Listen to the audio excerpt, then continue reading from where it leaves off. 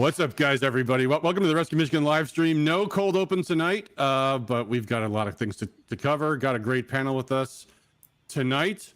So while we wait for folks to trickle in, I guess we'll just start with introductions. Of course, we have Shane Trejo, frequent, regular guest of the show. Matt Wilk, who's been with us on previous podcasts. Matt was chair of the Wayne 6th Congressional District until just recently. He had health reasons. He had to step away. We have John Smith, chair of the 5th Republican Congressional District Committee. Annie Delisle, chair of the 8th Congressional District Committee. And Tim Ross, who is a state committee member and secretary of the Budget Committee, if I got that correct, and the chair of the Ionia County Republican Party. That's right. So we are going to be talking a lot about, it's time to rip this cab open and talk about what's been going on at the state party. But first, we have some breaking news. And actually, before I do that, I just remembered I got to open my Rumble window so that I can see the live comments coming in on Rumble. Let me do that right now. Got some folks watching on Rumble. All right, I have my Rumble window open. And we got some breaking news, though, tonight. There was a lot of crazy things happening on the State House floor. And let me see here. Oh, look, there's a House Journal. It just got posted. Let's see here. Let me share this window. And there is roll call vote 345. That's strange because I have this vote that was on the board earlier today, number 346. Somehow this bill didn't pass, and let me share the screen here. I got to do this again because it's in a different program. What is this roll call vote? Record roll call 346, and looks like there's not enough votes on the board for passage. This is House Bill 4966, which was the first of 5 in a package of bills to create something called a land value equity tax. And this was a special interest deal for Detroit. Let me, here, I'll put this up on the screen too. Hold on one sec. Share screen. Oh, not this one. It was, oh yeah, this is it actually, yes. The new land value equity tax. This was a package of bills. There's a bunch of them. This was the special interest deal for Detroit, and it was supposed to pass with Democrat support, but yet the Democrats, there was a bunch of them that voted no, which we almost never see, and yet there were Republicans voting yes, not enough to get it passed. In fact, here is. Let me put that back up on the screen here again. This vote, and let's go through this. Let's see who is voting for this special interest subsidy deal. In red, we have some Democrats that you don't usually see voting no. Betsy Kofia, strangely, not the one I would expect to be doing this. You've got Lori Stone, you've got Dylan Wegala. Remember, he was the one that voted no on the first special interest deal in the beginning of the year. And it took one Republican to get that passed, Mike Mueller, whose name is green on this board, interestingly, along with Bill G. Schuette, along with Mark Tisdall, one of the Republicans who votes with Democrats more than any other Democrat. You've got Matt Bierlein there voting with the Democrats. You've got, who else is on there? Graham Filler, of course. And Matt Hall is listed as voting no, although I heard he just did that to keep the board open, but he was going to vote yes. We'll have more on that. We might have a special guest on Sunday to talk more about this, but this is breaking stuff. This bill did not pass, but it might tomorrow. We're going to kick out an announcement telling people to call their lawmakers, get some of these Republicans back into the no camp, if at all possible.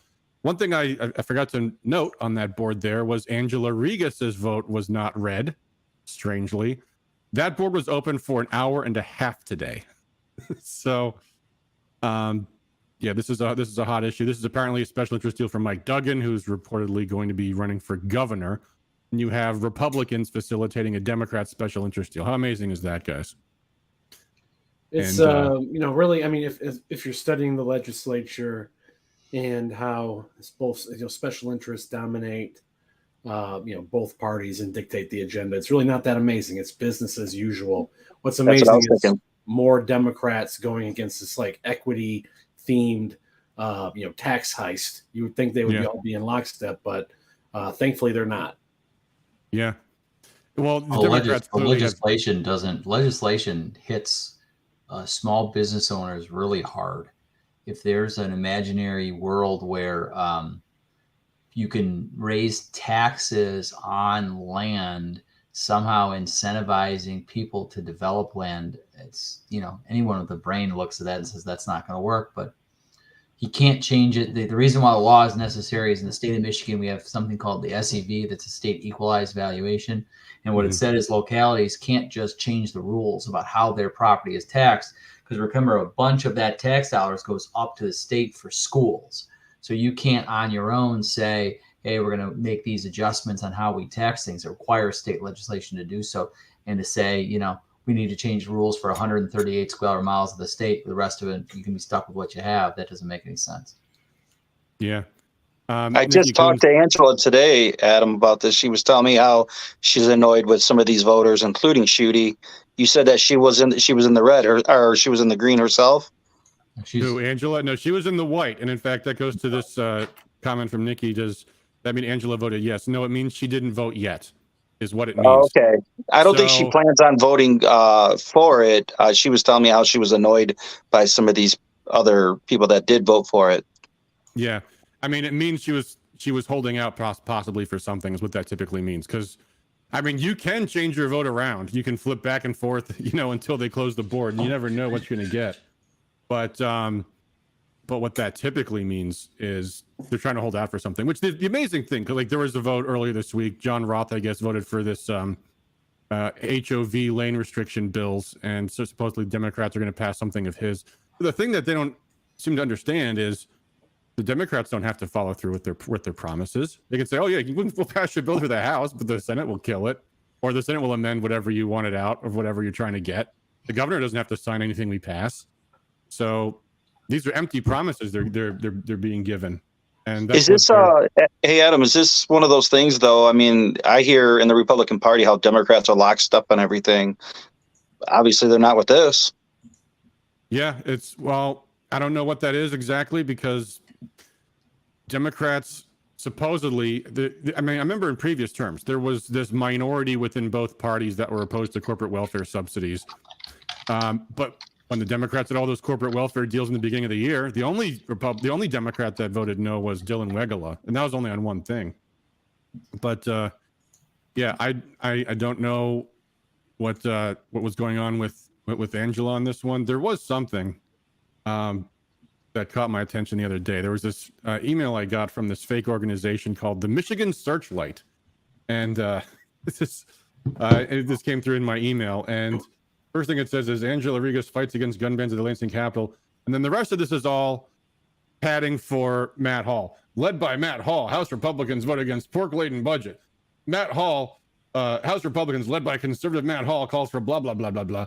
Matt Hall is actually a true Republican, and look what the Democrats are saying about him. And Matt Hall is, and then they briefly touch on Jay DeBoyer.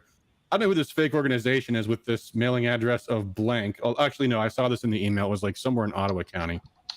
So I don't know what any of this means. Wait, Adam, I thought that was real news. You're telling me it's this fake PR by House leadership to dupe us into thinking they're real conservatives? I thought it looked like a real news outlet to me. Yeah. What the hell? Yeah. Cindy Holland says Angela will not vote for raising taxes. Just stop. Well, I hope not. Why didn't she vote no today? Right. Yeah. I mean, she was, like I said, she was complaining. So she did mention this to me, but I kind of blew it off. I was making a bagel. I was hungry. I just wasn't really paying attention to what exactly she was talking about, but it was this. So she probably will be voting no on it. Okay. Well, time will tell. Hopefully we don't have a Republican to be the 56th vote, because that's all it takes for these to pass. Yeah. Tell the people that are listening, it worked with Karen Whitsitt. I mean, she literally saved lives with her vote by standing up to the Democratic Party. If you can peel off a few on some ridiculous bills and hold the line on your own, you can accomplish things, because they're not as lockstep as they think they are. But This did is you read the Tate's pet Michigan? project. Did you read the Michigan Searchlight? It was Matt Hall who made Karen do that. It was Matt Hall's genius that did it. Right. Did. Yeah. Well, anyway, so the topic for tonight is the state party, but that's actually kind of an interesting segue, because the state party is obviously not very good at raising money, but you'd think if there's anything that this ideologically driven Christina Caramo party leader would be doing, it's like weighing in on all the stuff going on in Lansing and Washington. And yet there's none of that either.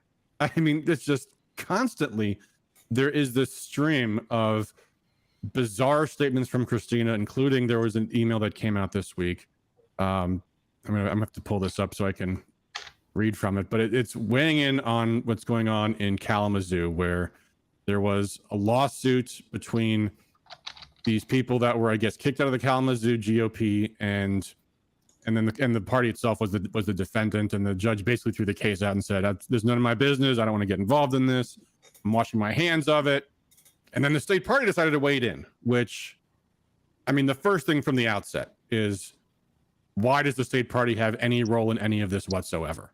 I mean, in the worst of times, we never heard of the state party intervening or meddling in county or district parties. And real quick, let me introduce, we got another panelist on tonight, Dennis Marburger. How are you, sir? You are, correct me if I'm wrong, a state committee member as well? Yes, I'm doing well, Adam, and it's good to see everybody here. Thanks for the invite, Shane. Yep. So I'm in the 11th Congressional District. Oh, you're in the 11th Congressional District. Gotcha. Okay, very good. So we were just talking about this incendiary email Christina sent the other day, which is one of many. And she is interpreting case law for us, because obviously she's an experienced attorney. Wait, no, she's not an attorney at all, but she has an attorney. And she has an advisor who's not an attorney, but plays one on TV sometimes, I guess.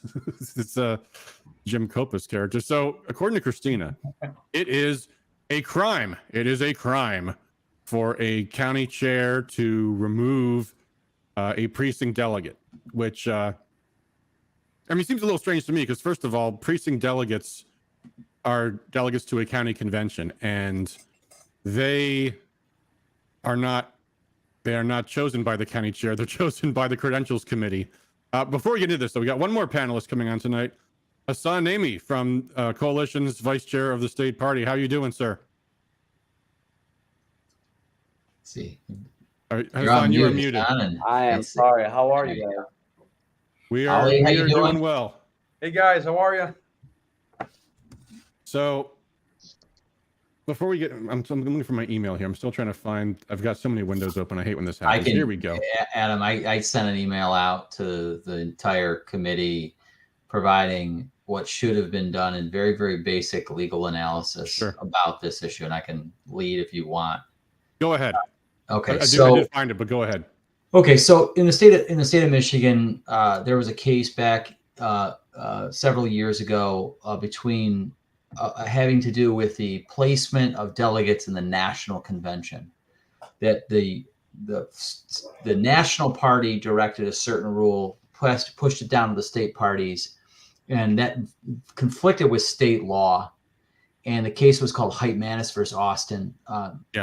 Richard Austin was the Secretary of State at the time. And basically Heitmanis said, you need to indicate that I am the true delegate to the national convention.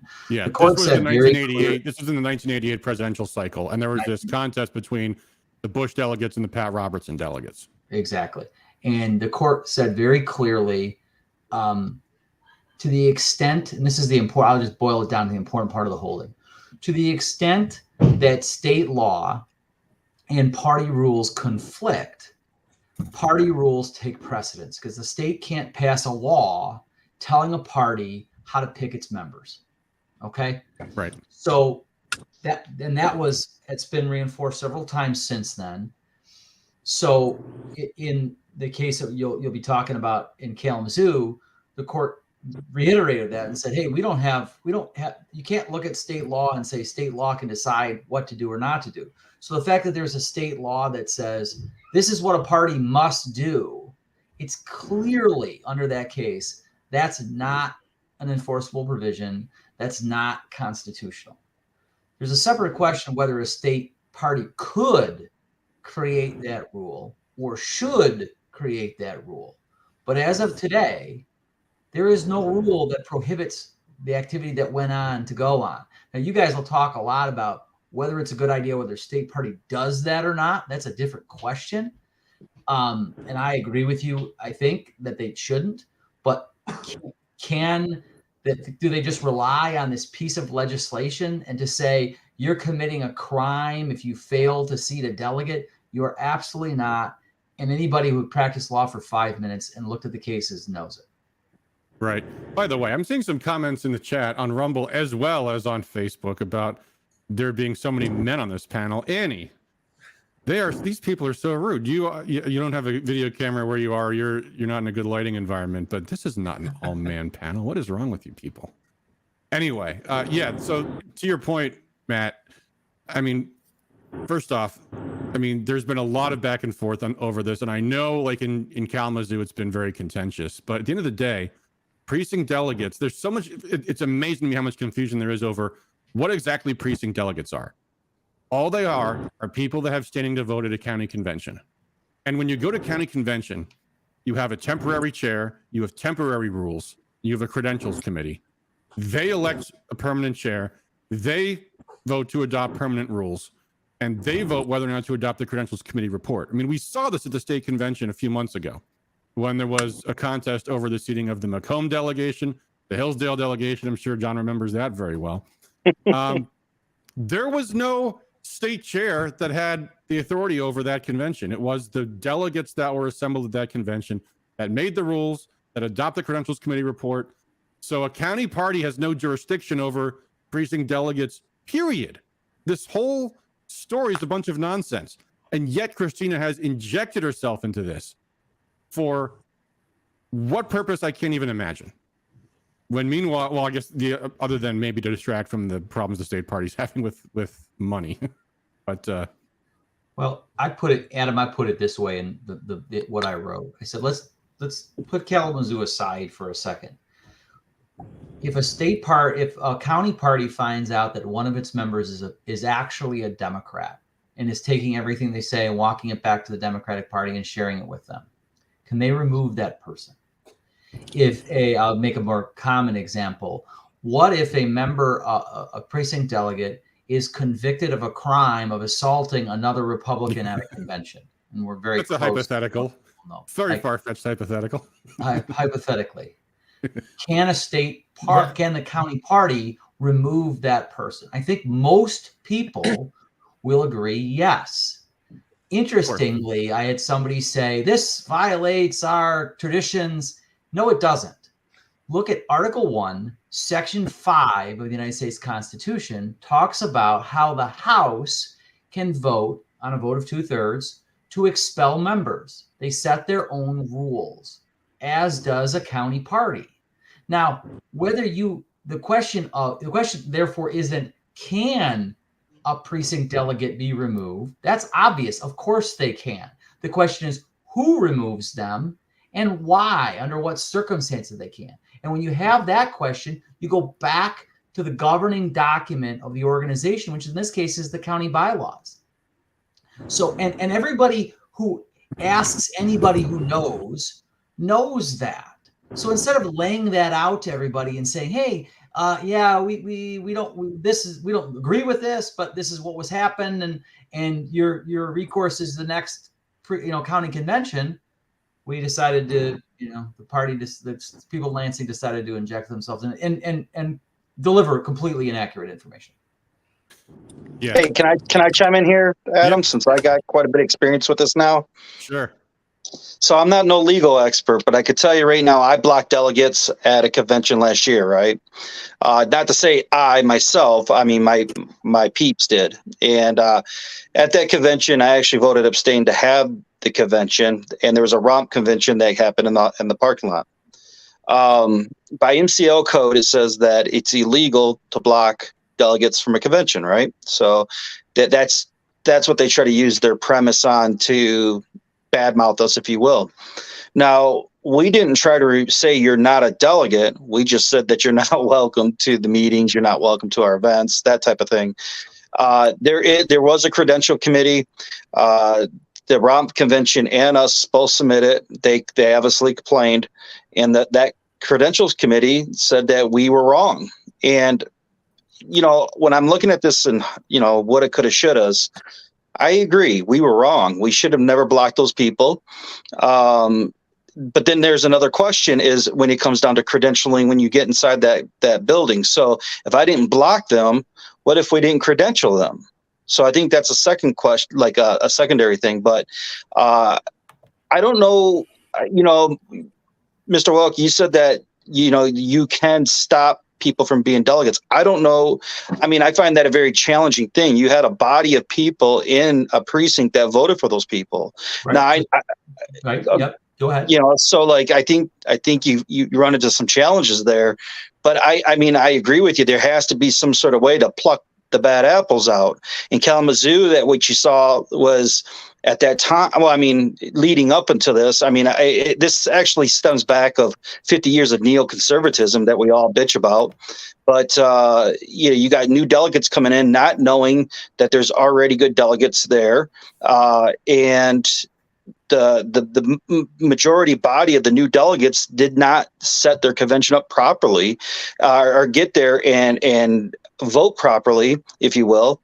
And then they had a poor attitude after Kelly won her race or won the chair. So, I mean, like they had a really shitty attitude. I know I went to a meeting where they were beating her down with the Roberts Rules stuff and just had really bad attitude.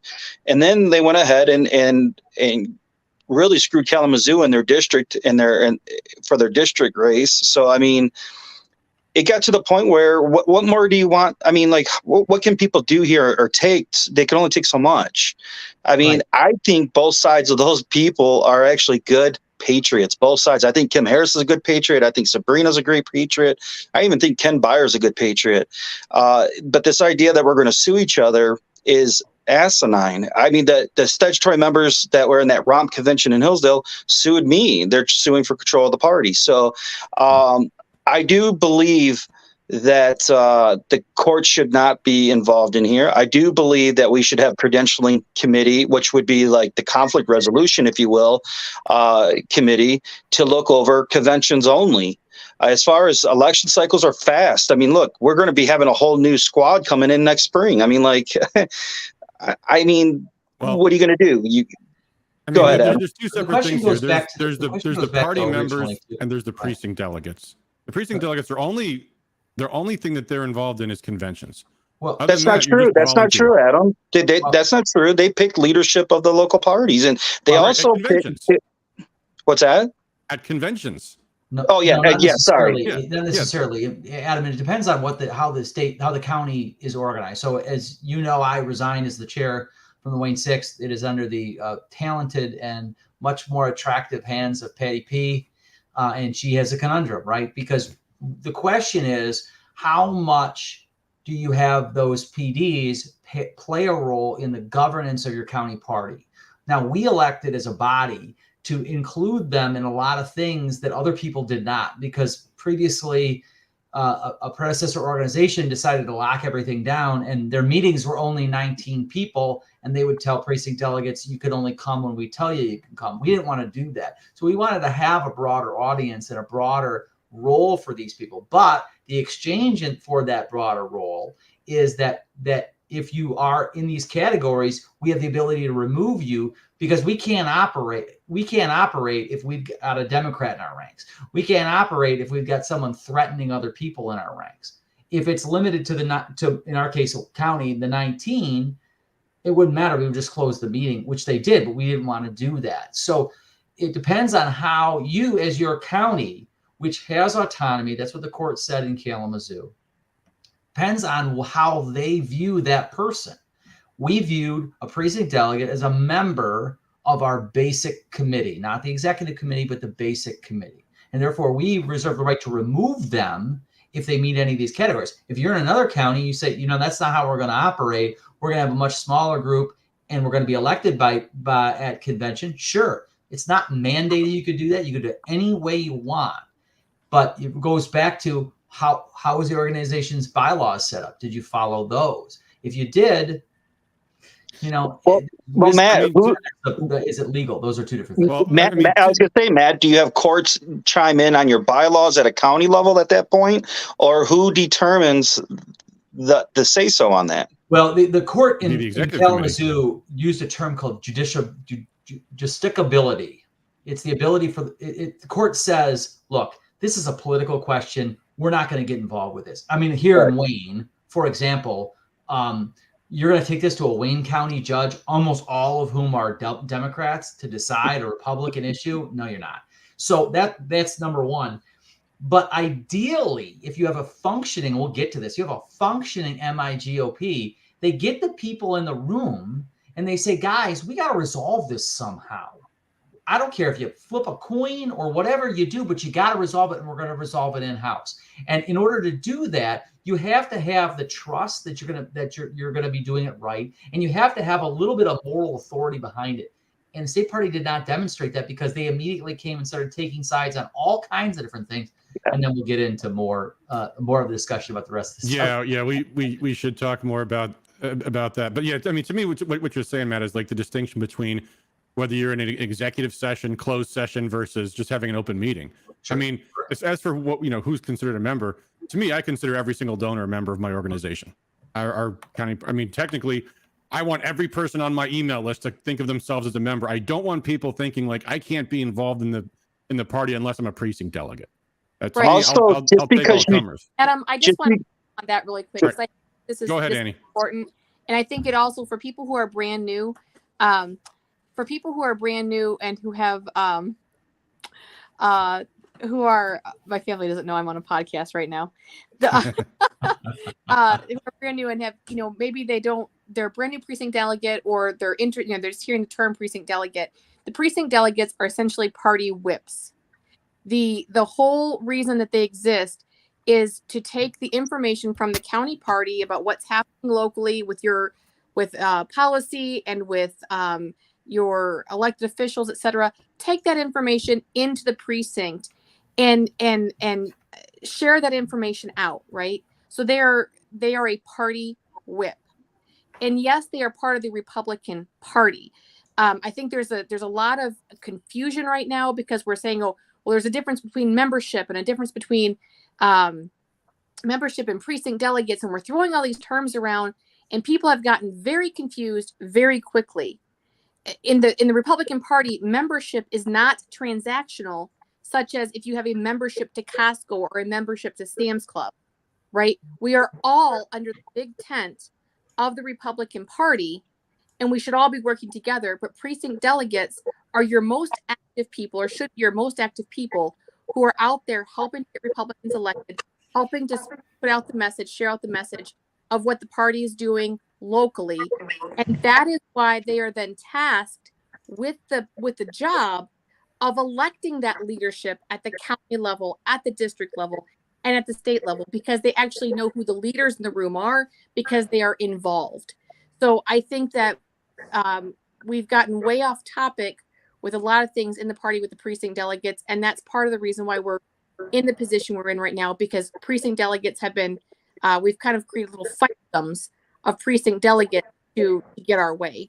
But I know we have things that we want to talk about other than that tonight, such as finances of RP. Yeah, I was just going to say, going back to, someone made a comment in reference to something we said earlier, which is, what number are the bad apples? 4 or 1? We're fours. They're fours. Shane, Yep. you want to explain to folks what that means?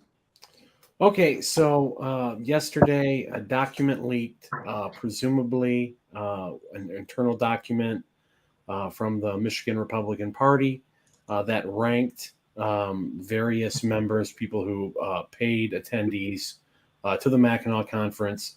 It rated them 1 through 4, 1 being a reliable patriot volunteer, 2 being someone who might be a volunteer, generally thought of as good, 3 being an unknown, and 4 being a rhino or a me first person, or someone with concerning affiliations. So a lot of, some of the most, in my opinion, strongest conservative activists, hardest working people many of them received the 4 ranking.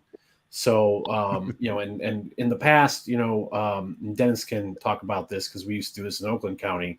We would rank people, I don't know if it was 1 through 3 or something like that, 1 through 4 maybe, based on, who we felt was pro-Constitution, who was anti-Constitution. But in this ranking, the 4s, many of the 4s were some of the top liberty pro-Constitution people around. I noticed that. There didn't seem to be a lot of rhyme or reason to it. I'm sorry, go ahead. Reps Cara and Maddock were 4s, despite them having arguably the most conservative voting records out of anyone in the state house. So it seems to me that this is more about fealty to the regime. You're a 1 if you will go along with the program and not ask any questions and do as you're told. But if you're a 4, regardless of what you actually believe, if you're going to ask too many questions, if you're going to demand accountability and transparency, you're a 4. You're blacklisted. We're going to throw you under the bus. We're going to have our minions attack you and spread lies about you, which has happened to me, happened to my pack, happened to so many of us. So it really sheds light into the reasoning behind the Karamo administration and why things are happening the way that they are right now.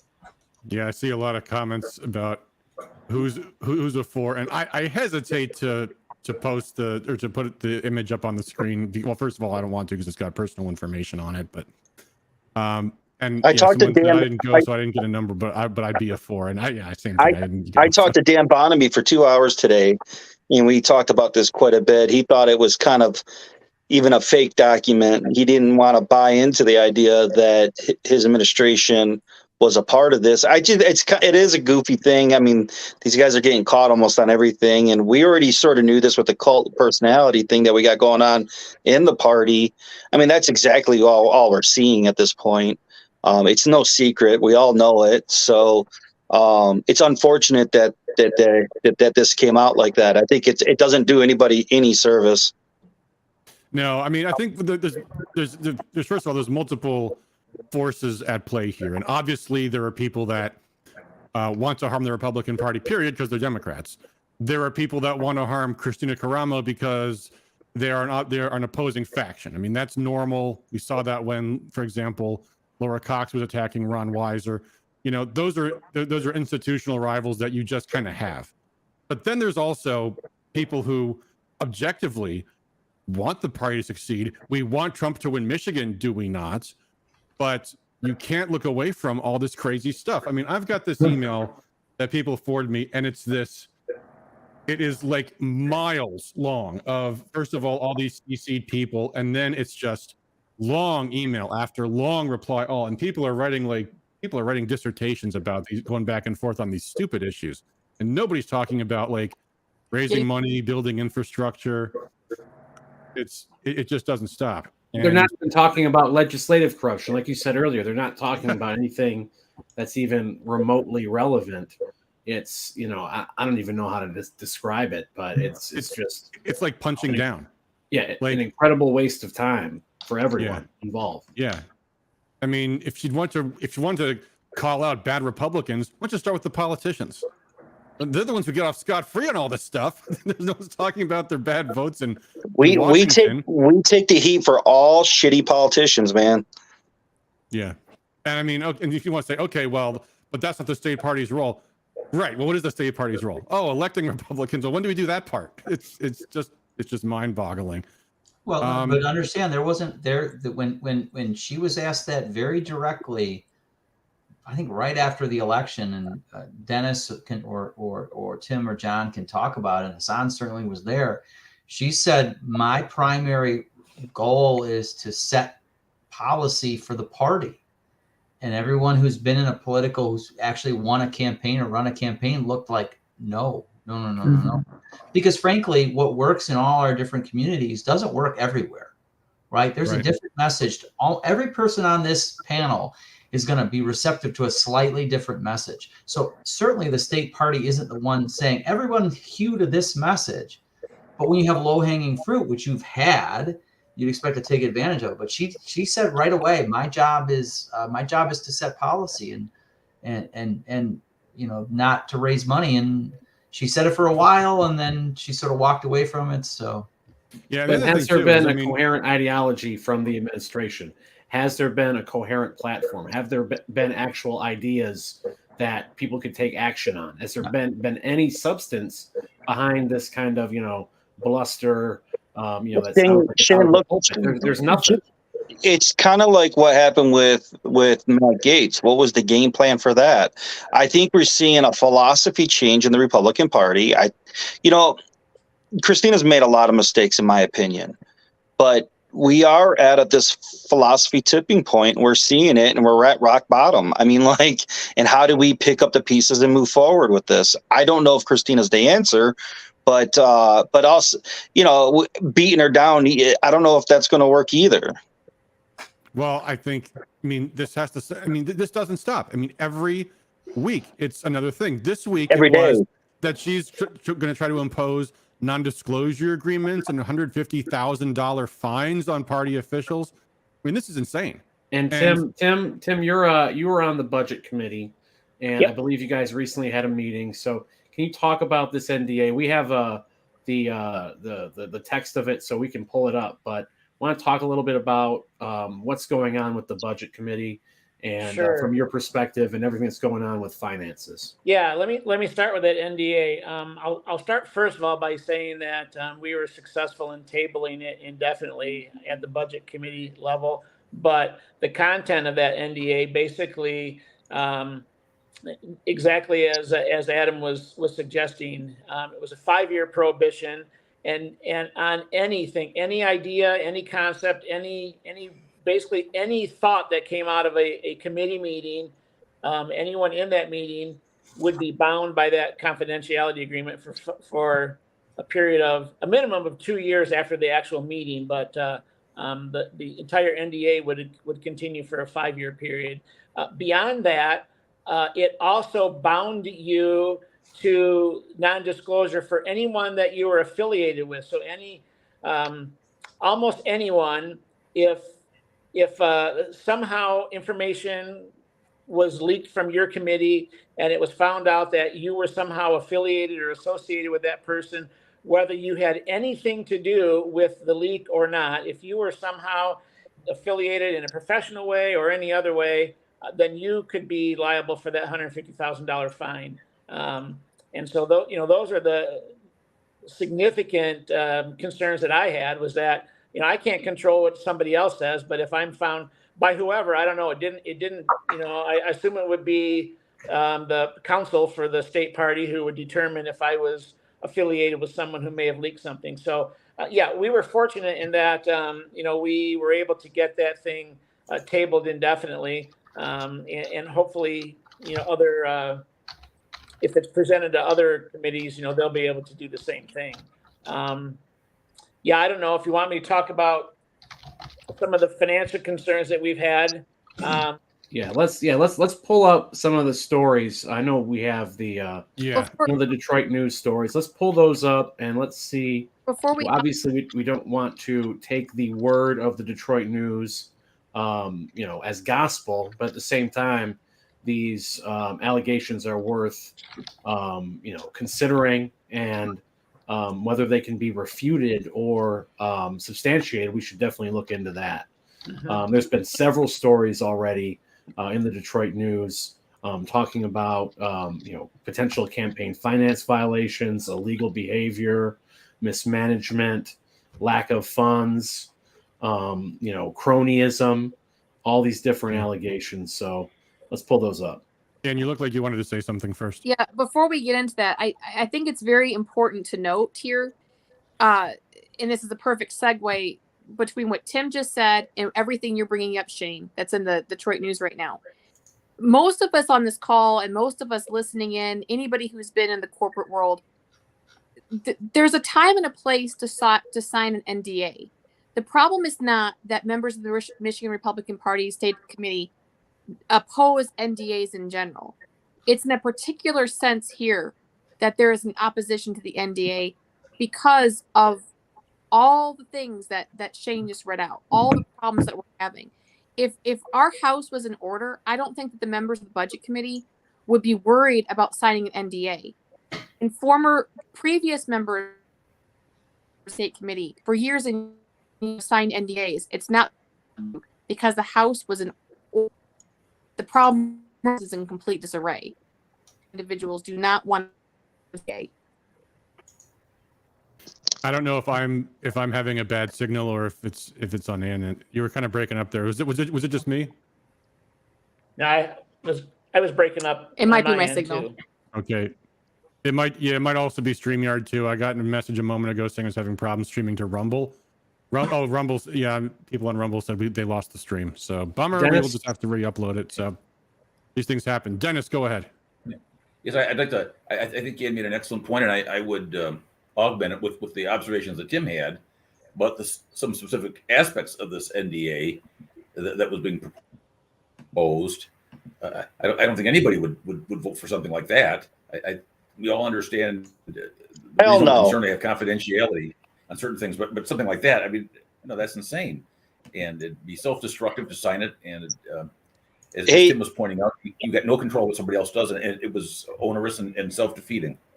Hey, Adam, Dan Bonamy just texted me. He said he's trying to find a signal. He just got out of his township meeting. So he's talking about trying to get onto this call. Yeah, Okay, forward him the link if you can. Who's Dan Bonamy again? He's the budget chairman. I don't know. I can't forward him the link, Shane. Shane, do you want to? I don't know this guy. Yeah, I'll figure it out. I'll tell you, well, anyway, his comments will probably be different than mine for sure. Well, let's talk about this Detroit news. Oh, I'm not obviously I'm not gonna read this thing word for word, but I did want to just go to this line here about the Mackinac conference, because they had, to be fair, a pretty impressive array of speakers, but apparently Jim Caviezel's speaking fee was $110,000. Does that sound right? I mean, I know he's a Hollywood actor. That's right. That's right. So it was $110,000 to bring Jim Caviezel to Mackinac. Yeah, that's correct. And Janessa Souza canceled because he didn't get a $28,000 fee. Carrie Lake's speaking fee was $20,000. I mean, these sound like these are actual reasonable speaking fees, to be honest. I mean, I don't know how much all the others cost, but this is not typically how the Mackinac conference goes. Usually you have Republican politicians there who go for free because they want your support for office.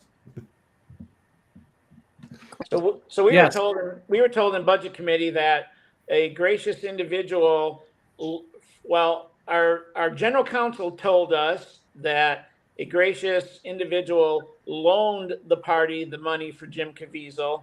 The chief of staff chimed in and said, well, he thought it was a gift, but pay it back if you're able to at some point in time.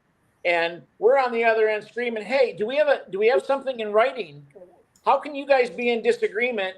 If somebody's going to loan you $110,000, there's going to be something in writing. And we were told, oh yeah, we have an agreement. Well, then let's freaking see it so we can dispel that, take care of this. Is it a loan? Is it a gift? What is it? You know, now, Dan Bonamy today, Dan Bonamy told me today that was a gift, not a loan. I clearly said, is this a loan? He said, no, it's not a loan. I can tell you on Monday night, Dan Hartman told us it was a loan. And then Joel chimed in and said, well, I thought it was a donation with the understanding that we would pay it back if we were able to. So, you know, in that meeting, we asked to see something in writing from that transaction, and we've yet to see anything. It seems like a lot of very conflicting information right there. Well, and more particularly, that's a very important question. I'm not great at campaign finance, but I'm pretty much above average as an attorney. You have to characterize that right now, because you can't raise money and pay it to some person who gave it some in the past unless his previous thing was a loan. Mm-hmm. So you have to make a decision right away, whether it's a loan or whatever. But again, it may be a situation where the people who are making those determinations don't know what they're doing, but we'll find out. Yeah. The other thing too is, I mean, if you're running a campaign event, you want to spend as little as humanly possible. Like if you're doing a Lincoln Day dinner, you have to have a speaker because it's just what you have to do. But the goal of the event is to raise as much money as possible. So you want to, I mean, you have to buy the speaker, you have to get the banquet center, you have to buy the food, but you're trying to raise money. So if you got a donor who says, I'm willing to give you $110,000 for a speaker, the first thing you might say is, well, can you just give us $110,000 for our Mackinac conference or for our campaign fund or something, if at all possible? Anyway, Dan Bonamy is now joining us on our panel. Dan, you are, am I correct, the chair of the state party's budget committee? I am, sir. Very good. Good to have you with us here. So I would have joined earlier, but I'm also township supervisor, and I had a board meeting and a fire department meeting tonight. So busy right day. on. So we're trying to make sense of what the heck is going on with the state party's finances, because obviously, you've seen all the stuff that's in the news. The same thing that we're looking at, and it sounds like the state party lost money from the Mackinac conference. Is that a fair statement? Absolutely not. Tim and I looked over those numbers last night. Okay. Oh, Dan. No, Dan. You got some explaining to do, brother.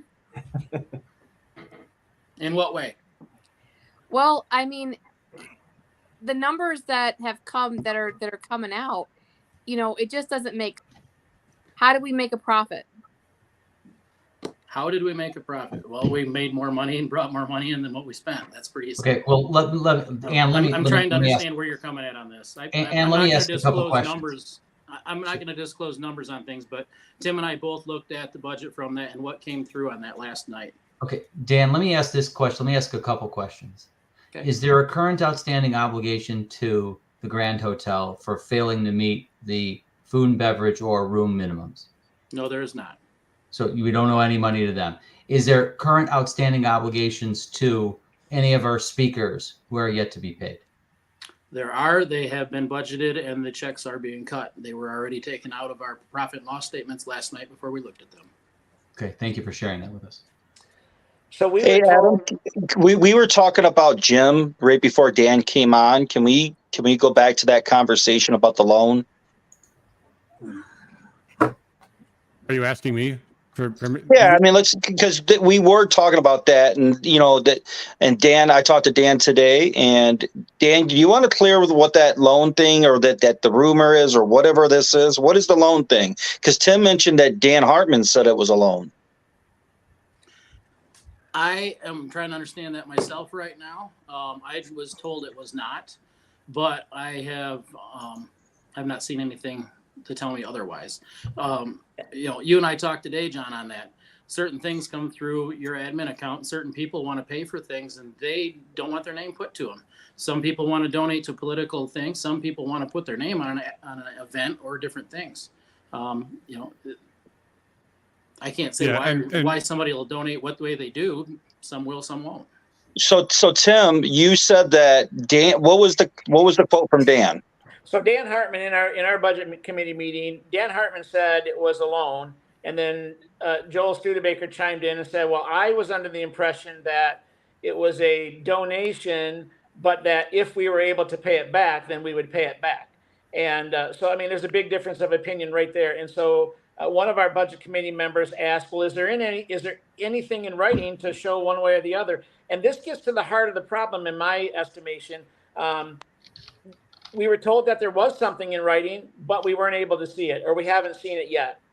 We have asked for all kinds of stuff in writing, copies of contracts. We asked at our budget committee. We've asked several times, but again this week we asked for the Ford Liberty contract. Haven't seen it yet. It's a simple. These rumors, these problems, if these what are characterized by Christina as falsehoods, they could be easily satisfied one way or the other if we just saw the paperwork. Show it to us in the budget committee. If the donor for Caviezel, if it was a donor, if that person wants to remain anonymous, redact the name off the agreement. I don't care who it is. I want to know if we have to pay the money back, because if we do, and we were also told, contrary to what Dan just shared, that we are waiting on something from the Grand Hotel yet. We don't. We're waiting on a food bill. Yeah. So there is a bill, and we were able to the MRP administration's credit. We were able to negotiate away a lot of the room charges and alcohol charges that we just didn't accrue that the long-term contract normally would bind us to. So we were able to get rid of some of those things, which was helpful. But if we have a substantial enough food bill, and if we have to pay back the Caviezel loan, then we made no money at Mackinac. So, you know, there's some unanswered questions, and that's been the rub for me all along, is there's questions that are unanswered that we haven't seen the supporting documentation to just clarify the issue. Show us the paperwork. Let us see what you're telling us. If the Detroit News reporting is inaccurate, then at least in the budget committee, show us the proof that it's not accurate. I've been questioned on that after those articles came out, and I can't answer whether it's true or not, because in the budget committee, we've asked for bank statements over and over again. We did get bank statements in July, and that was the only month that we've gotten bank statements. You know, there's just a lot of supporting documentation that we've asked for again and again and again that hasn't shown up yet. Yeah, Tim, I want to get to some Tim- chats here real quick, but Dan, if you want to address that first, go ahead. Then I want to get to some chats, Yeah. and also Well, go ahead.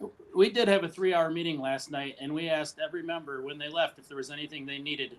And you didn't have anything further, Tim, that you were requesting outside of a specific contract, which is being requested, and we'll have it before the end of the week. So when people keep telling me we're not getting the information we have, as chair, I'm asking that. I'm trying to stay as a neutral party in that meeting and work through 13 members working on what needs to be done for the budget side.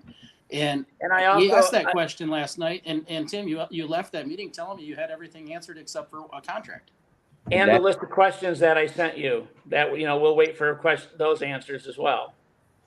Hey Dan, can I ask a question? Why were we pushing in the meeting, or in a meeting? Was there a conversation about trying to not audit the past administrations, but it's in our bylaws that we're supposed to audit our past administration? Wouldn't that solve the issue of how much money we had in the banks when we started off this whole thing that kind of started the whole issues? Hassan, we know what money was in the bank when we started. That's on the statements. But the problem with doing an audit like you're discussing and wanting to do is we have a pretty much a bank statement that comes through. And I don't know if you know what an audit does, but an audit usually compares your statements against what was spent. We have everything that was spent. The problem is the past administration has not handed over anything to be able to quantify what the expenses were, anything outside of your FEC report and pretty much a checkbook registry. You know, but my thing is it's still in our bylaws, so shouldn't we follow our bylaws? You know, But we are. We actually have quotes coming for that.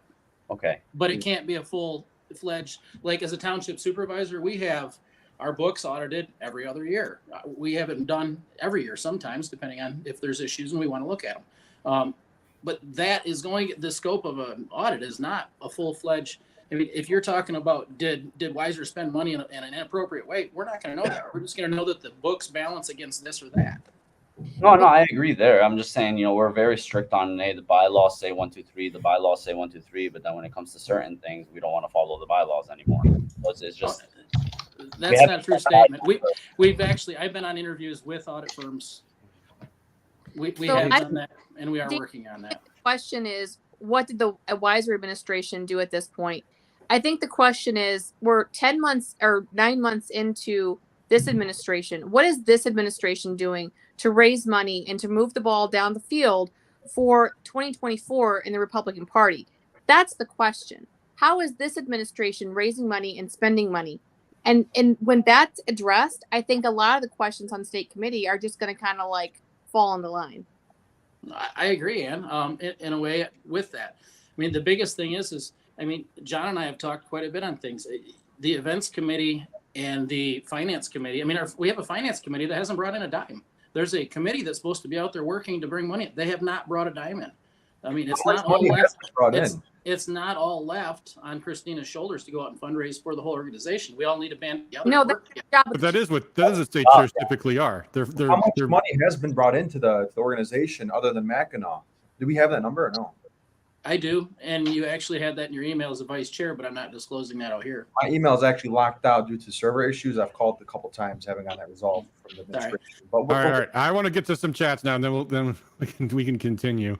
And Emma makes this point. Going back to this ambiguity of this donation versus maybe it's a donate. I have never heard of a donor saying, "Pay me back if you can," because if someone ever said that to me as a campaign person, my first response would be, "We need your support. We need all the support we possibly can." Let's nail that question down. Wait, I'm going to go back further. Cindy Holland asked a question, and I do not know the answer. I have never served on state committee, but have state committee members ever had to sign an NDA in the past? I'd assume in certain technical roles you probably would, but I believe it was commonplace for the people on the budget committee to sign an NDA.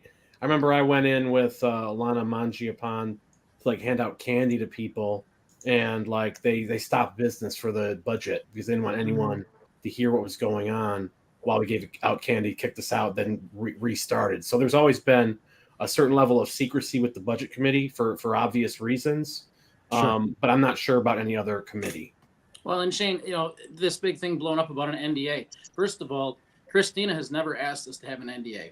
I had a budget committee member ask me personally to bring an NDA, which was typed up by an attorney. That was not done by Dan Hartman.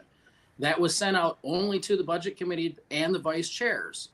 That hit the media before most of the budget committee even seen it. That was to be discussed at a meeting last night that was turned down by every single person, including our general counsel, unanimously.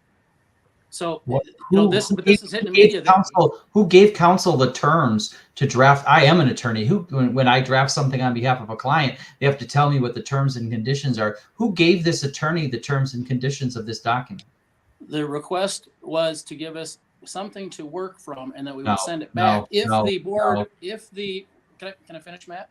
Sure, go ahead. If the committee felt that go further, because I already knew the majority of them didn't want anything to do with it, and neither did the administration. That was to appease a member. That's all that was. Somebody picked up a phone and called an attorney and gave them a set of terms. Attorney doesn't put in $150,000 penalty on their own. Doesn't happen that way. Well, Somebody picked the phone. It might have been counsel for the MIGOP. It might have been the chair. It might have been the chief of staff. It might have been somebody else, but there was somebody that did that. Attorneys don't do that on their own. Well, I just told you, I called an attorney, not the GOP attorney, and asked them to give me a base document for us to look through. I just explained that to you. So you can tell me I'm a liar, Matt, but that's the truth. So in what some other document this guy's drafted, he's had these terms and conditions in it. I have no idea. That's how it works. I told him not to waste a lot of time on it because I knew it was going to be turned down. Okay, no, he very well may have been. He may have had some other document. Well, one of the things that Dan and I had a question on that we weren't for sure, and maybe you can answer this, Matt, is the money that was spent on Mackinac came out of the admin account, Dan? I don't have access to my books right now. Let me see. So we had a presidential candidate there. So the money that's spent on Mackinac, and we had a presidential candidate there. How conflicting would that be? Very. I will tell you, the guy who I would call on that question is the 7th district chair. That is a very complicated question, and it goes down to what particular expenditure, what particular donation, how you're intending on using the money. That's a very, very complicated question. The 7th district chair, Dan Houlihan, is the guy I would call to get the answer, because we used to have like a really, I don't know if we still retain those people that we used to have that had that deep detailed knowledge about FEC reporting. It's my understanding we report through the FEC, but those are very, very complex, and they have a lot of third rails you can't touch. Yeah, it's very, very. It's very critical to have a distinction between what's a campaign account versus an administrative account, because the transparency disclosure requirements are completely different for those two things. And by the way, we were talking this, we touched on this topic earlier, and now we've touched on it again, and it's also a topic in the news because Dana Nessel is apparently investigating the source of donors for the electors. So I think it's important to point out, I think people need to advocate for anonymity in donations. And I don't agree with a lot of these campaign finance laws. You often hear about there's bipartisan support for disclosure rules. Donor anonymity is an important thing. And there are people that should have a right to give anonymously, because there can be painful consequences for people that have their donations disclosed. That's what the NAACP civil rights case was all about, was the government of Alabama was trying to get the list of the donors to the NAACP.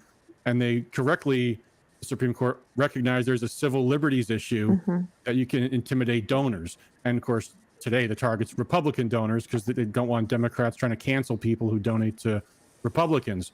But that being said, that's why it's so critical, because we don't have that protection. If you are donating to a campaign account, your donation has to be disclosed, and the details involved in keeping those things completely isolated is very difficult. And it's like, when in doubt, you have to pay out of the admin account, but anything that can be construed as a campaign expenditure has to come out of the campaign fund. That has to be from. And I want to add something about the Mackinac Conference. I got a message from former MRP co-chair Michonne Maddock. She said that the previous Mackinac Conference made over $500,000. No speakers were paid. The speakers begged them to come. Ted Cruz, Nancy Mace, Kristi Noem, Sean Spicer gave out 1,500 books to every attendee. And as far as she knows, no MRP administration ever paid any speaker to ever come to a Mackinac Conference before. So that's what I always found mind-boggling is the Mackinac Conference is supposed to be, the attendance is driven by people that want to participate in the straw poll, and the campaigns are the ones that want people to come and to support them. So you have all these little campaign events that the candidates for U.S. Senate run, the congressional, the congressman will have some kind of reception, and all the presidential campaigns are trying to woo over these delegates, and so they pay to be there. That's the way the conference always was. Adam, who's got the most experience here in the party? Who's been around the longest here? Is it you, or is it Matt, or is it Shane? Who is it? Definitely Adam. Adam. So Warren told me that the Mackinac was always a loser until Ron came around and he boosted it up. So I mean, is that true? Well, I don't know how much money the Mackinac Conference made. Just because I've been involved in Michigan politics does not mean I am an expert in the Mackinac Conference. But I can tell you, for example, in 2012, Rand Paul was running for president. So in 2010, he organized an event at the Mackinac Conference. His campaign had to pay for it. And he had me go around and say, I want you to tell me who the most prominent grassroots leaders are in Michigan, invite them all to come to my reception, and they'll have a great meal, and I can autograph their things, and I'll give them a private briefing, which a lot of people are interested in doing. And that was always the selling point. Like when I first got involved in the Ron Paul 2008 campaign, the first thing they wanted us to do is bring every Ron Paul supporter to the Mackinac Conference so that we would vote in the straw poll for our guy. That was what we always did. And in an election when the president's the incumbent, like 2016, it doesn't work that way. But this is 2020 or 2023, and you have an open Republican primary. So where was Ron DeSantis? Where was Trump, for that matter? Where was all these other rhinos who want to get to 10% in the polls? They should have been at the Mackinac Conference, because that's supposed to be their big event. And they actually did have a straw poll, but there wasn't one email from Christina at any point. That's the thing, doesn't cost any money. It's just, hey, vote in our straw poll. It's a big thing. We want to.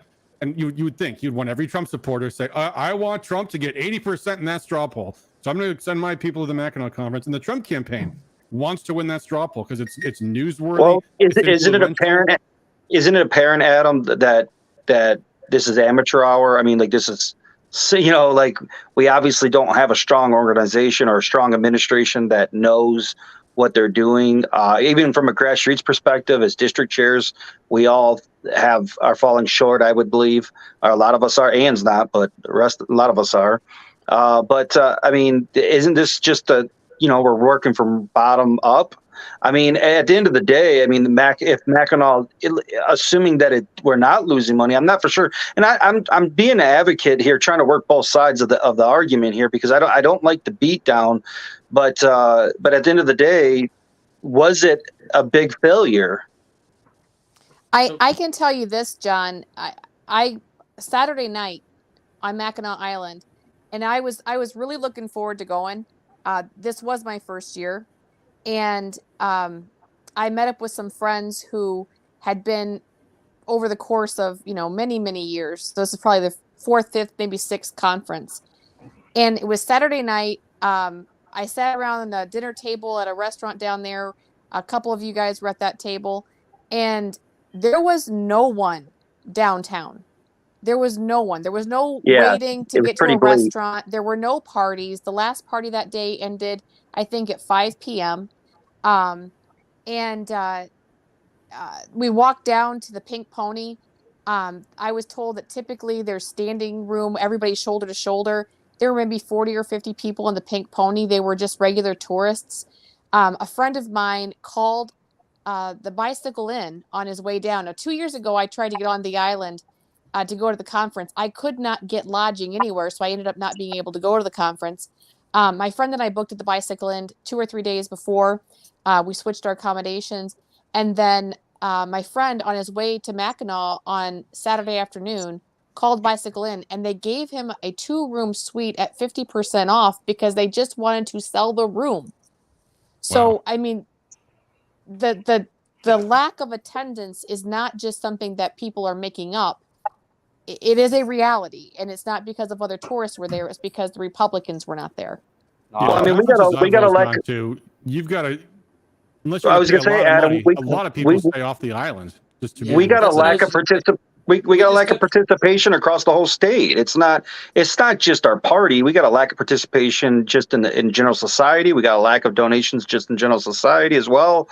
I think I think we're hitting a combination of a lot of different things. I do agree with you, Ann. I was there a couple of years ago and it was pretty packed. I mean, Hassan almost got in a fight because he stepped on someone's Pumas, but yeah, it was pretty bleak Saturday night. I'm not going to disagree, but from a bottom-up organization that has literally no money and this is one of the things Dan and I talked about too, is why did they only have 1 or 2 people? And then they tried to pass it off on Hassan and Ali, almost setting up for failure with this. We had this paranoia thing going on. Really, be honest with you, they should have had the whole events committee working on it all together. I mean, we could have had 50, 60 people working on this. I really do think it could have been a much bigger and better thing, but like Dan was saying, it's like Christina doesn't know who to trust. I'm saying fuck that trust. I mean, like, come on, get out of here. We're all patriots here. All the rhinos already went home. They don't want nothing to do with this. So I'm like, I mean, we're all patriots here trying to make this work. And really, be honest with you, Christina needs to knock off her loyalty circle idea. She needs to knock off this trust. I don't care whether she likes me or not. I'm going to work for the party. So I think she needs to get over that. Was it a success? I don't know. I mean, I give it like a C+, B-, but there were still transparency problems going into that committee, that meeting. And, but, you know, we did come out with some pros. I mean, we did come out with that primary too, the presidential primary. Hassan and Ali. That's true. Can you guys talk about, you guys were at one point tasked with, I don't know, heading up the Mackinac conference or working on it or helping to organize it. You talk about that experience and dealing with the MRP and what were some roadblocks that you encountered while you guys were doing that? I'll actually put out there, we tried to be a part of the Mackinac setup since the beginning, since we got elected, and it was kind of pushed aside. We spoke to Lois multiple times throughout the course. Lois was she the secretary? She was fired, but what was her role? She was the secretary, but she was also calling and setting up things with speakers. She was in charge of Mackinac. Pretty much. From Christina's words, she said Lois is in charge of Mackinac, and everything goes through Lois when it comes to Mackinac. Her and Dan, I think they were working on Mackinac.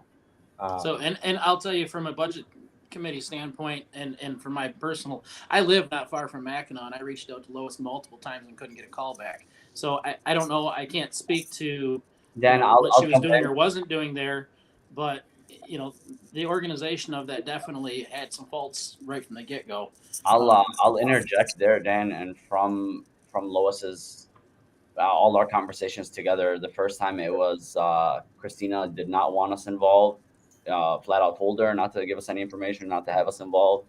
Then it went to Jim wanted to bring us in on it, and they wanted to bring us 2 months before Mackinac. They wanted to bring us in on it after we kept pushing back that we want to be a part of it. And per bylaws, Ali is technically supposed to be very involved in the conference. That's why I was on it. Every week I'd call Christina. every 2 weeks. So every week. anyway, Lois was told not to talk to us. Then Jim decided to bring us in on it, and they were going to have us a part of the whole meeting. And they sat us down and had us meet up with them in Royal Oak. And we were told that we were going to bring you guys in on it, and you guys are going to help set it up and yada yada. Then it went to Lois got a phone call, and they're not going to bring us in anymore. Jim doesn't think it's right to bring us in. We're children. We don't understand yet. We're still new. See, guys, and I talked to you, Hassan, about this, and Dan, I talked to you earlier. This paranoia creates reverse paranoia, and then we have this like paranoia through the whole damn party. I mean, it's so amateur, it's ridiculous. Well, you Well, get back to it, John. but John, think about this. I mean, I send out an agenda that has an NDA that has nothing to do with, never even been talked about, and it goes to 13 budget committee members and the vice chairs, and within 2 hours, it's already online through people. I mean, Dan, I haven't even opened that message up. One, but two, you know, like the whole state committee, the meeting that we had in Mackinac, that got leaked. The whole meeting got leaked. I agree. That's Whatever my point leak with is it. happening, it's already involved. Whether it's before your time or after, the leak is there. We're not going to fix it by getting rid of Republicans that maybe aren't the leak. You know what I'm trying to say? Is like, how are we going to figure out who it is? So No, I get it, but I'm just saying Dang. there was 24 people that I emailed that to, and it was out within an hour. I mean, So- What do we? I don't understand what we're so concerned about with leaks or with media at this point. I mean, it is rock bottom, It's all guys. out So there. like, it this is. is And John, I wanted to go back to you on. No, on can I Mackinac. interject for a second? When Carrie Lake came on and Jim Caviezel came on, we had 1,100 people there. It was out the door. So I see that as a huge success. It was not, an empty house. I was standing up at stage looking out, and there was standing room only by the doors when the big speakers were on. A lot of people didn't stay on the island. I mean, I'm not a wealthy person. I stayed downtown. I didn't stay at the Grand.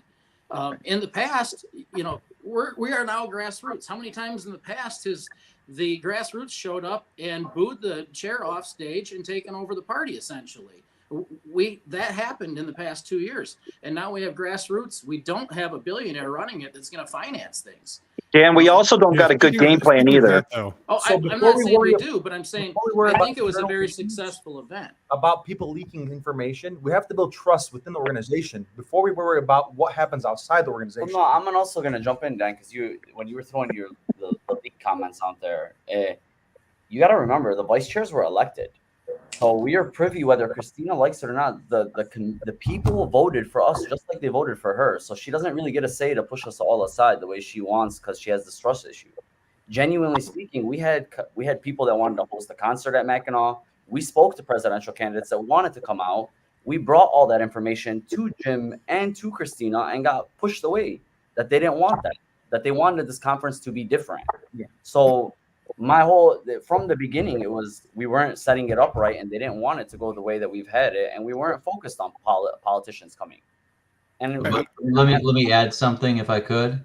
Sure. There's an axiom that exists in the media, and that is good information. You don't need to worry about it leaking. That's right. That's what I'm saying, Matt.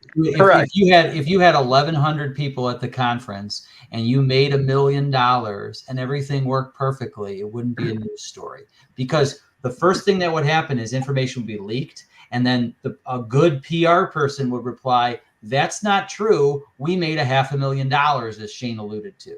That's why the results of the last Mackinac conference, which had a lot of controversial people at it, weren't newsworthy, because the answer, the truth, was good for Republicans, and things that are good for Republicans don't make it into the media. Look, So- Trump was here not that long ago with Oakland County, and look how successful that event was. Why wouldn't we replicate that on the island? Why wouldn't we ask Oakland County for that help? If we would have asked those people for help, they would have helped us. So I'm blown away why we're not utilizing the resources that we do have within state over trust or loyalty. Yeah, why are Something we else not too, I think. duplicating success? Why are we not duplicating success? Do you have a head count for amount of we had for this Mackinac compared to last year's? Is there an actual head count? Regardless of where they're staying. Yeah, I'm hearing some conflicting comments in the chat about how many people there actually were there. But, I want to go back to a point Dan just kind of touched on. By the way, someone's got some. I think it's Ali's. I'm not Is sure it who's Hassan and it is. Ali's? Son, can you mute for a second?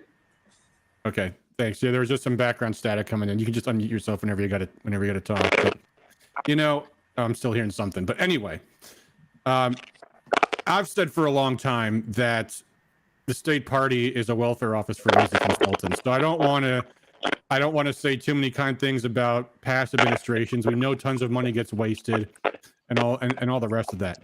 But the state party we had 2 years ago, number one, put millions of dollars into funding the Unlock Michigan campaign. They got someone from the national party to recruit thousands of poll workers. Those are two huge things that the party never did before.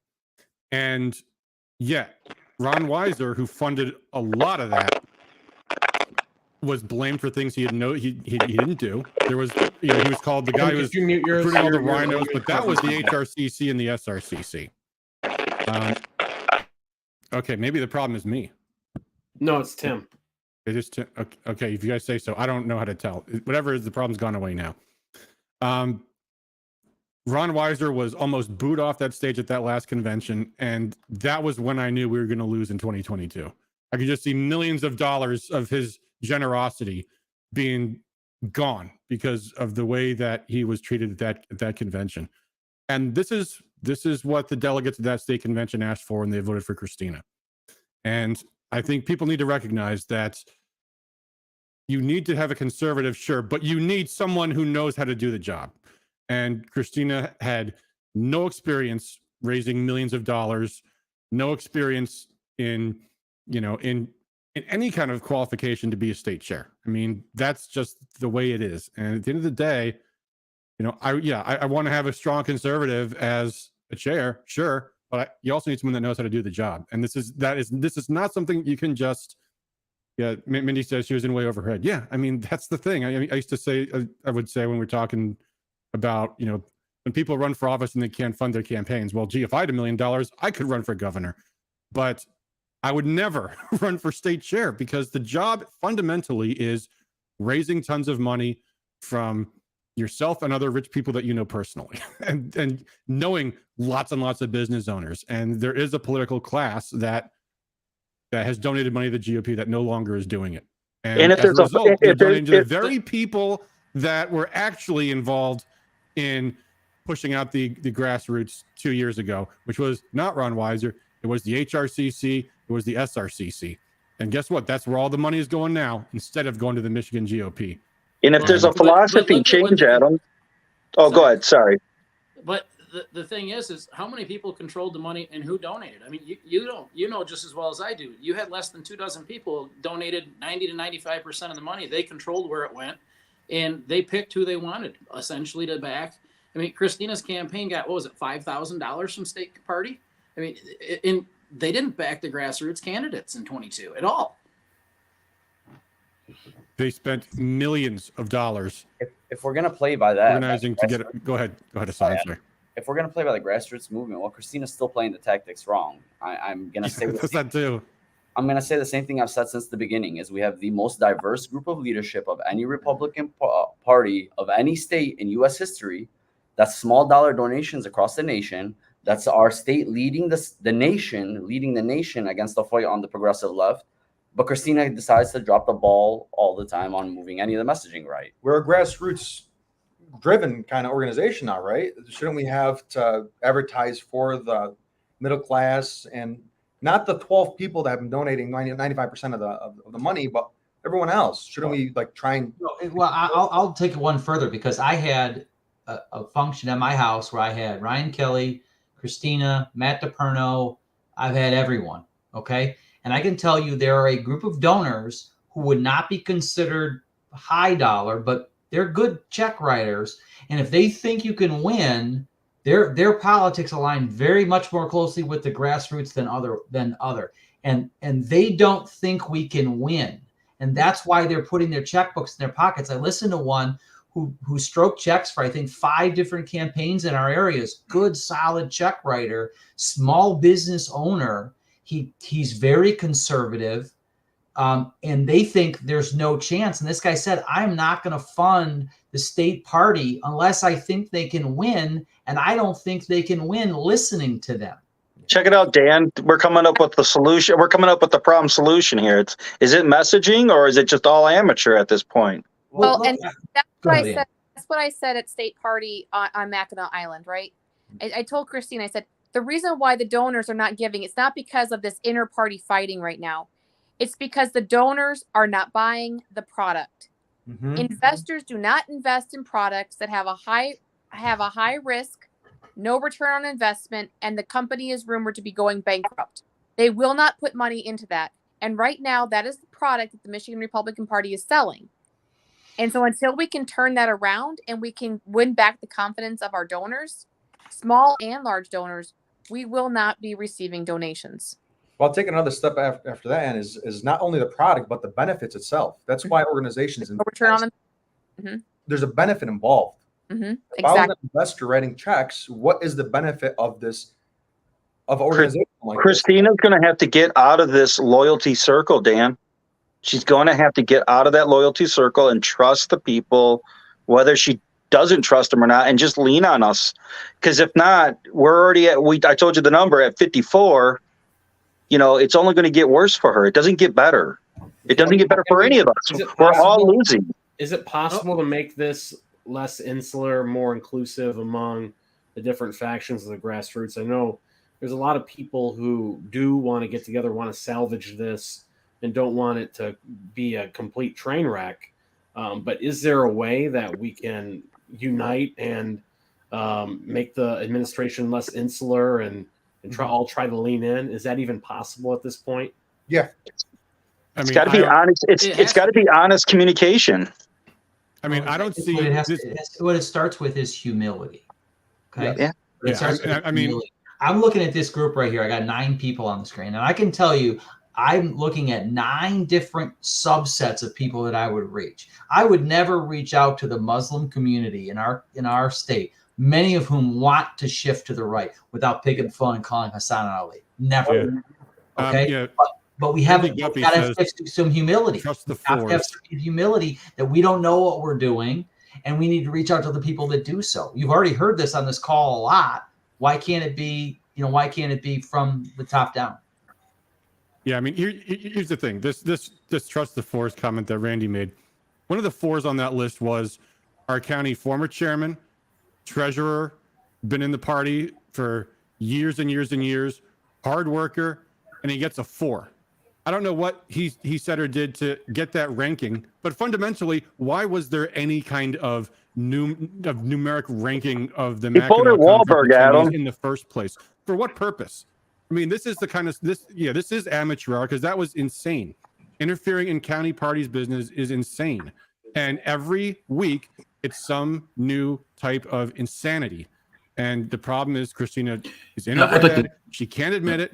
And she doesn't have the good sense and humility to just step down and let someone else take over who knows what the heck they're doing.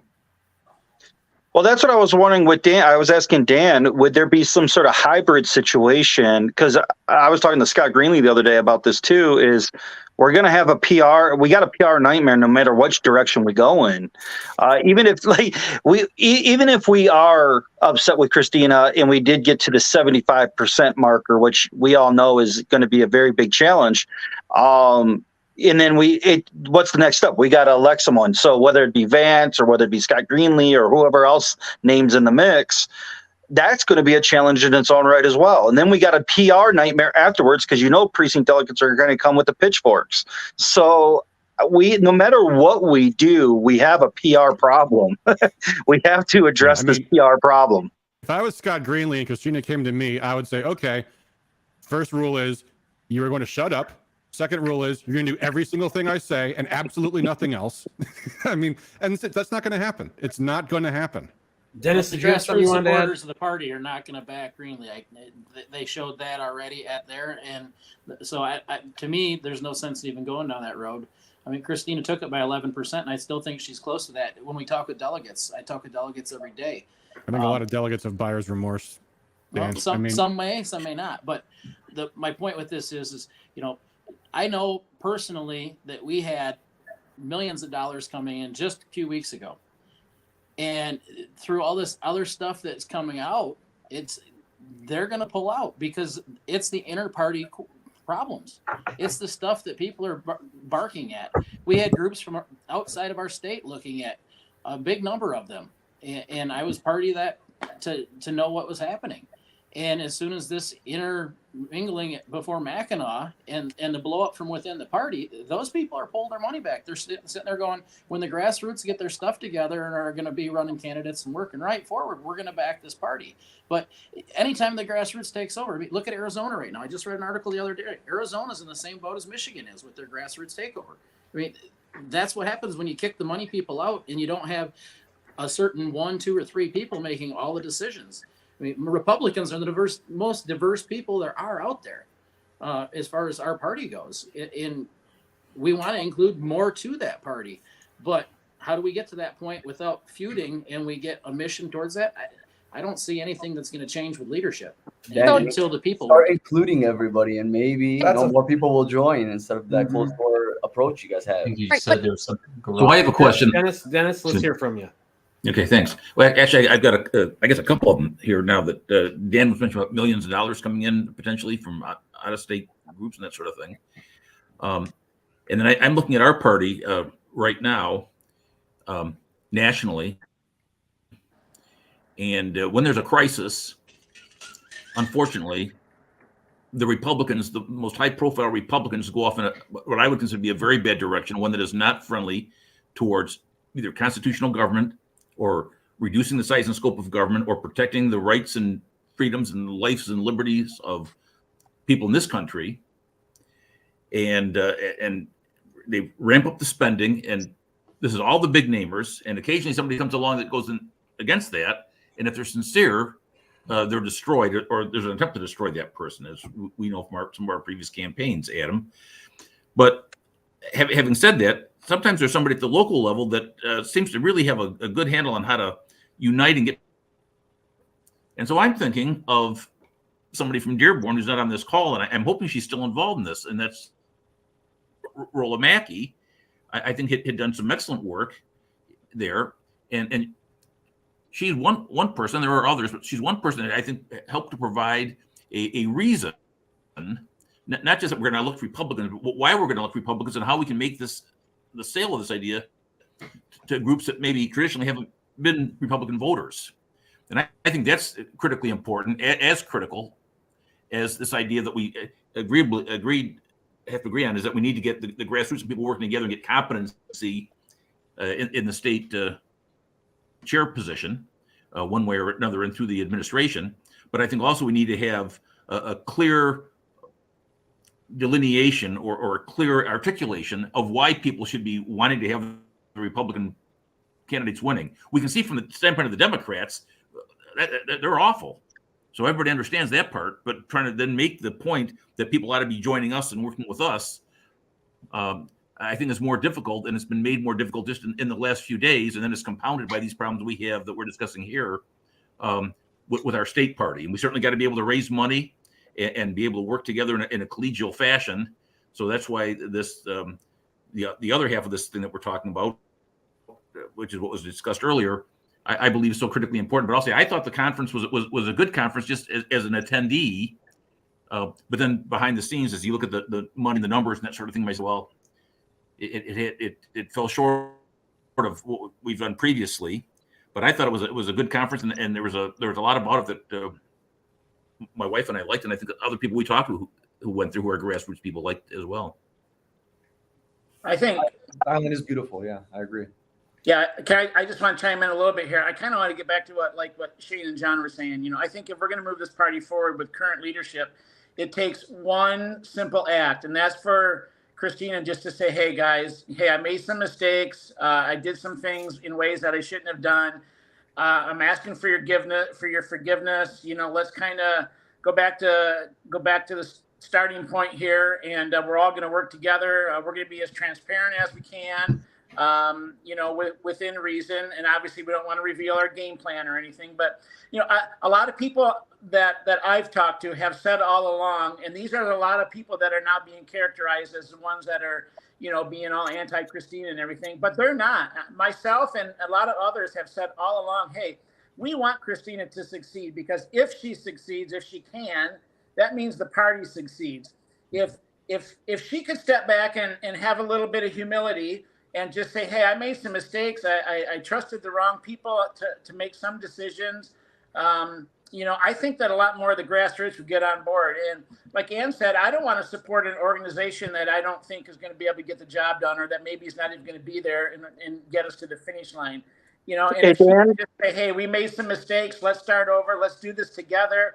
I'm going to throw that 1, 2, 3, 4 ranking away. I don't care if you're Christian or Muslim or Jewish or Hindu. If you're conservative, come on board. I think we could get the job done, but I don't know why, but I don't see her willing or maybe able to be humble like that. But if she could do it, I think we could move forward. Dan, I do have a question. Go ahead. I'm always in favor of, in campaigns, you never draw attention to the negative. If there was some way she could change and move on, I'd be okay with that. But it's every week, it's another scandal. Every week, it's another thing. With this 1 to 4 thing, that's brand new. That's on top of, there's potential violation because your books weren't filed properly. Whoops, you didn't hire someone competent to do that job, I guess. I mean, every week, it's another thing. And a few more weeks later, it's going to be election day. Yeah. And Trump's not going to win Michigan if we don't get our act together. I mean, Hey, Dan. that's their one job. Win the statewide races, get Trump elected, get the U.S. Senate candidate elected. People are looking around going, this party's not going to do that. To be fair, guys, Dan's in District 1, where District 1 shows heavy support towards Christina Karamo. We're all in our little circles, if you will. And so Dan sees pro Christina district. He's got, 36 counties, Dan? Yeah. 36 counties. So he's surrounded by a lot of support for Christina Karamo. And what I'm wondering, Dan, is if you see the calendar, if you look at the calendar, like Adam was just saying, when you look at the calendar and look at it far out, do you see this being a successful campaign moving forward and in the near future with like re-election of Christina Karamo's chair or anything like that? Or do you see this continuous ongoing issue? Or what are your thoughts there as far as the future goes? Well, my thoughts are that as a grassroots, we need organization. We need to be knocking doors. We need to have our delegates out doing work. Weiser had all kinds of money and got his butt kicked in 22. We need to get out and actually be able to beat the media. We have a bunch of media that wants to scandal everything that's out there. We have a left-run media that takes and knocks down everything that comes out from a Republican. And we need to be 1-to-1. I mean, I've discussed with you, John, in my area, I'm also the chair for Crawford County Party. And we have about, we're a small county, but we have about 8,000 Republican voters. And I've raised us up to 42 delegates. And my goal is to keep recruiting and get us to 80 delegates so that we have one delegate for every 100 voters so that we can get a message out to the voters in our county. If we can do our part in that county, then the media isn't going to do anything to us. And as long as we build rapport with those 100 people, we can go out and sell that message of what needs to be done and who's a good candidate. But that's what you're doing, Dan. I'm talking about Christina. Dan, you just said something. Dan, you just said something a moment ago. You said Ron Weiser had a bunch of money. He got his butt kicked in 22. I think you understand. Ron Weiser donated millions and millions of dollars to the party. Ron Weiser was going to quit the state party 4 years ago. He came out of retirement to help the party and did that by donating millions of dollars. And it was at that convention where he got booed and yelled at, where he was like, you know what, screw these ingrates. And then he didn't give money to the candidates. That's one of the reasons we lost in get that, Adam. Because the state chair is a thankless job. It's a nasty job. Every state chair has had people attacking them for various reasons. It's a job that the only person who'd ever want it is a servant. And Christina, I know she thinks of herself as a servant, but she loves being the chair. She loves putting out all those emails, state chair, so help me God, yada, yada. This is an ego thing for her. She needs to let it go. And for the sake of the party, do the right thing and step away, because this isn't working. Well, can I jump into Adam? And the last budget meeting, was I not mistaken when Dan Hartman was speaking about we need to remove the burden of the responsibility of fundraising off of Christina and put it on other people, but her job is to fundraise. So why are we talking the face about of the party? When you're like, I always tell candidates, if you're running for office, you're the piece of meat, you're the product. I'm your consultant. I will do the work to get you elected. You need to go out, knock on doors, and raise money. And that's all you do. Knock on doors, raise money. Knock on doors, raise money, because you are the product. She's the face of the organization. You can't, I mean, yeah, you can hire fundraisers to help you, but at the end of the day, the face of the organization, the chair, has to be the top fundraiser. And that was something she never had any background or experience to do. Well, I can talk. You got to add this to it. Dan, you're up in the first. We get it. Jack Bergman, awesome, solid. I'm here in the sixth. We have a split where Adam is, and that's Debbie Dingle. She's garbage. Mm-hmm. Where Hassan is, you have Rashida Tlaib. Okay, and I think Dennis and Shane, that's Haley Stevens. Okay, they have very, very different approaches. Adam will tell you. Adam has more election experience than I do by far. Adam will tell you it is very, very difficult to prosecute a grassroots, moneyless campaign. And in today's day and age, that's virtually impossible. Okay? We cannot confuse winning a primary with winning a general. Getting my grassroots riled up and getting them out to vote might win you an R+30 district. It does not win you an R+3 district. Or, God forbid, a D+3 district. Okay, so that strategy from the very top does not work everywhere. Some places, in some races. I mean, you won your election presumably in a primary if you're a township supervisor. I won as a school board in a nonpartisan race. I have to run a different campaign than you did because I don't have the advantage of just winning a primary. So when we roll out a strategy, we cannot say that the grassroots only, we don't need your stinking money strategy is going to work, because for a lot of people on this tic-tac-toe board I have in front of me, it won't, and we'll lose those races, which is why the House is 56-54 and why Adam has so much fruitful material for his show about how all the stupid things that the state does. Well, I think a lot of money is coming in pretty soon here with the Good Neighbor program. Do we have any projections on what that's looking like, Dan, of what that's going to bring in for the party? I don't have those. I came out of my meeting and don't have any notes with me. I wrote Shane and just said, hey, I can jump on for a minute. I haven't heard much about the Good Neighbor program recently. Is there any update that anyone can give about that program? Is it being used widely? Are we getting good results from it? I haven't heard much about it lately. Is there any? I only saw the software. The software is absolutely amazing, guys. I mean, honestly, if we can implement that software into what we do regularly, I think it will take off heavily. It's 10 years behind, but I mean, not the software, but us using it. But it looks like it would be an outstanding program if we get it rocking and rolling. But compared to what? Compared to Sidekick, compared to i360, compared to Advantage? It's more like a task management with a degree of orientation. So if you get a new job, and you go through orientation and you watch these videos, or task management on the back end, a lot of coordinating multiple individuals. It's actually, I think the software is actually unlimited. I think the software is a godsend if we could get our shit together. I really do think Christina needs to put more experts around her circle and stop with the closing this off, because the Good Neighbor program could work if we were to put this together properly. John, I think what we need here is good, but is anyone using it? That's the question.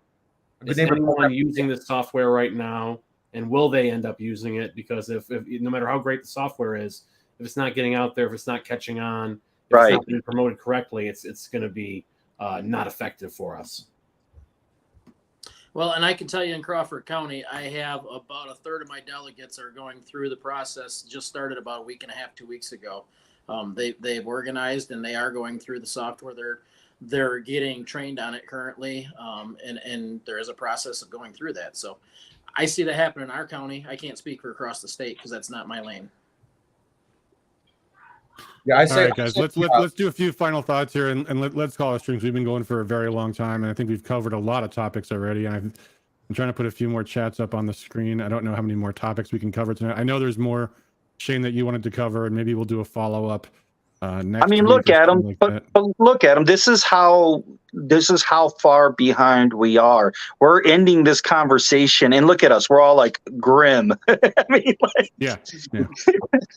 And, I mean, at the end of the day, we're all asking our leader to be a leader, Yeah.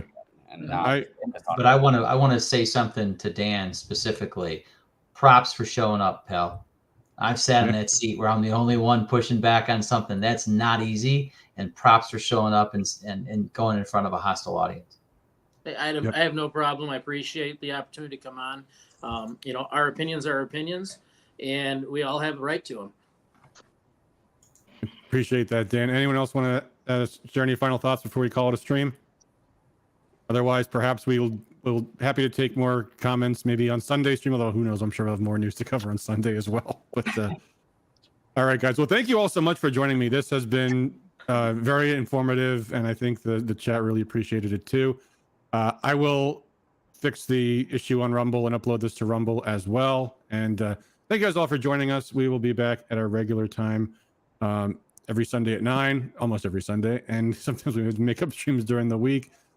Thank you to all of my panelists, Dan, Matt, Dennis, Shane, John, Hassan, and thank you so much, especially Anne, for having a female voice on this panel. Otherwise, some people in the chat would have been disappointed in us. But yeah, thank you guys all for doing this. We really appreciate it, and hopefully the party will reach some kind of resolution. The only thing I would say is, I've had issues with my county party, and we had those issues. I just did other things. I did start the Rescue Michigan Coalition, so there will still be vehicles for political success, and those donors out there may find other avenues maybe where they can do something. It's a shame the state party can't be one of those things, but you know what? I mean, a lot of things that make the difference are grassroots leadership organizations, and I know a lot of us are involved in a bunch of different projects, and those are the things that really do make a difference in the long run. So, but thanks once again, everybody. It's been great. Until next time, thanks for all you guys do for liberty. Peace out.